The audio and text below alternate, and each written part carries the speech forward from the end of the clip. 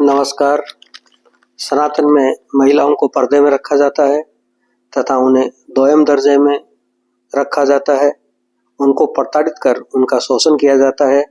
पूर्व में विश्व में इस बात को प्रचारित किया जाता रहा है। आज हम चिंतन करेंगे कि वास्तव में सत्य क्या है। सर्वप्रथम हम पर्दा प्रथा की बात करते हैं। सनातन में कहीं भी स्त्रियों द्वारा पर्दा रखे जाने का साक्ष्य नहीं मिलता है। भारत में अरब आक्रमण 8वीं शताब्दी में शुरू हुए।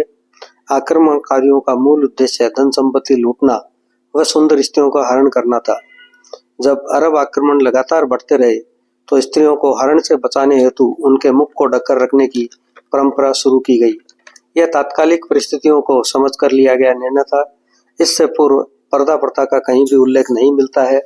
उल्टे स्वयंवर के रूप में स्त्रियों को ही वर चुनने का अधिकार था।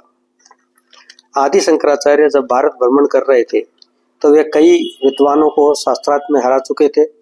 जब वे काशी पहुंचे तो उन्हें कुमारिल भट्ट के शिष्य महर्षि मंडन मिश्र के बारे में पता लगा।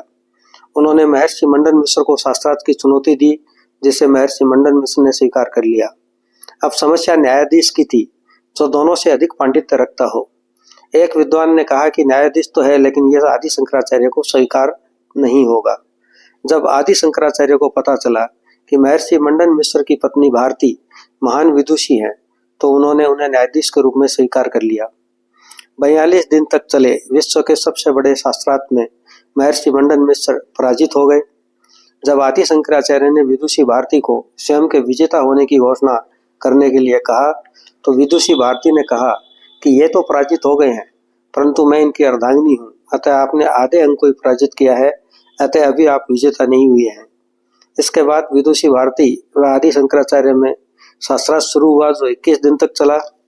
चूंकि आदि शंकराचार्य बाल ब्रह्मचारी थे, तो गृहस्थ जीवन से संबंधित एक प्रश्न पर वे उलझ गए व अपनी पराजय स्वीकार की। विदुषी स्त्रियों में अपाला, घोषा, लोपामुद्रा, गार्गी व मैत्रेयी आदि के नाम तो सर्वविदित हैं।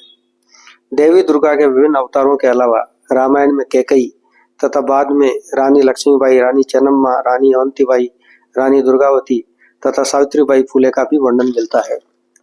अतः स्पष्ट है कि सनातन में महिलाओं की स्थिति बहुत ही अच्छी थी तथा प्रत्येक क्षेत्र में स्त्रियां अग्रणी रही हैं। सनातन ग्रंथों में कहा भी गया है कि जहां नारी की पूजा होती है वहां देवता निवास करते हैं। सनातन में महिलाओं की स्थिति पर जो भ्रामक प्रचार किया गया वो अंग्रेजी शासन की भारत को बदनाम करने की एक सोची समझी रणनीति थी। आपको हमारा चैनल अच्छा लगा हो तो इसे लाइक